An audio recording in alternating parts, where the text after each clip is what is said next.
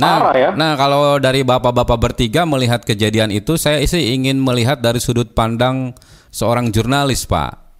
Apa yang salah dengan berita yang disampaikan oleh para jurnalis sebenarnya sehingga berita itu dikonsumsi oleh masyarakat dan ditelan bulat-bulat? Salah judulnya, salah isinya, atau bagaimana? Salah judulnya biasanya ya. Lebih ke bombastis kan judulnya, dia nyari yang bombastis kan. Saya juga mikir Jadi gitu sih.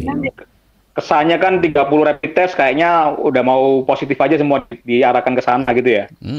Yang tadi 30 rapid test ya. Ya, Soalnya kan 30 positif kan, padahal 30 rapid test dikirim ke sana kan buat tes kan ya gitu ya. betul. Dan tesnya juga belum dilakukan.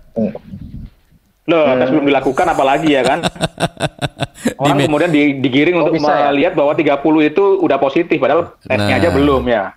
Oh iya. Mungkin si jurnalis itu cuma sadur-sadur dari media lain, nggak pernah turun lapangan. Biasanya kalau turun lapangan lihat dilaksanakan rapid, lihat dengan mata kepala sendiri kan. Itu dengan cocok.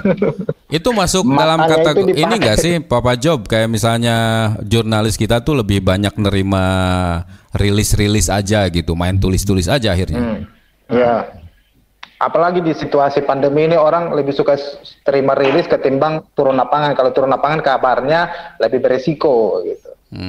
Jadi terima rilis gitu. Terlalu resiko Pak ya, berita-berita itu yang dikeluarin terlalu resiko. Kayak semacam yang di sini, di Kabupaten Klaten lah khususnya. Kasus positif itu ternyata ini menurut orang-orang yang bisa dipertanggungjawabkan, hasil positif itu ternyata enggak seluruhnya Pak, itu dikeluarin Pak. Jadi untuk menjaga kondisi wilayah tersebut, Pak. Misalkan nih, ada kasus positif, misalkan ada berapa, 3 orang. Mungkin yang bisa cuma 1, Pak. Yang 2 masih dianggap itu menunggu hasil swab, rapid test, dan walaupun 2 orang itu sudah positif, Pak.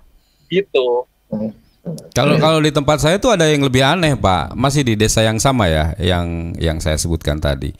Itu tesnya nggak tahu kapan tiba-tiba ada ambulan datang ngambil. Dijemput begitu bisa? Dijemput dia dan perangkat desanya pun aneh, ini ada apa lagi? Emang ada yang mau dijemput lagi gitu. Sampai kemudian kan akhirnya timbullah prasangka ya. Kalau saya pribadi sih kemudian memprasangkakan ini serius nih mau dibuat satu klaster. Jadi nanti kalau ada yang positif pasti dari desa itu lagi. Nanti ada yang positif lagi pasti dari desa itu lagi. Yang jadi masalah itu yang menurut saya kalau mau main klaster seperti itu sebenarnya di kabupaten saya ini yang notabene orangnya itu bekerja di Jakarta lebih banyak, yang jadi buruh, yang dagang segala macam itu, yang kayak Pak Lurah suka ngopi-ngopi itu kan orang dari kabupaten saya itu Pak. Nah itu rata-rata ada 3 kecamatan, ada 3 desa di sana. Cuma setahu saya 3 desa itu sama sekali nggak ada yang positif, nggak ada yang apa gitu. Tapi kalau di tempatku sih semua klaster disebutin ya, cuman lokasinya aja sih. Jadi klaster mana, misalnya klaster Wonokromo, Rungkut, yang zona merah 1, zona merah 2 itu disebutin semua.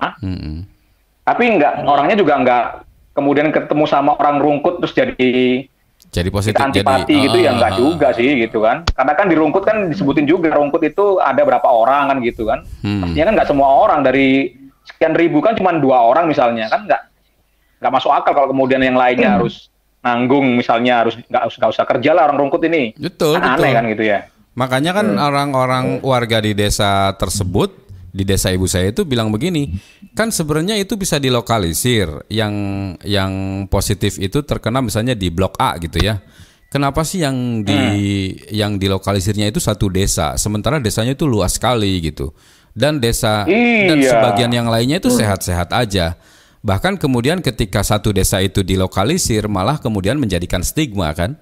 Orang menganggap bahwa desa itu penyebar penyakit, membawa virus dan lain sebagainya kan. Ini benar. Desa kan berapa banyak tempat itu Pak, besar sekali desa itu Pak.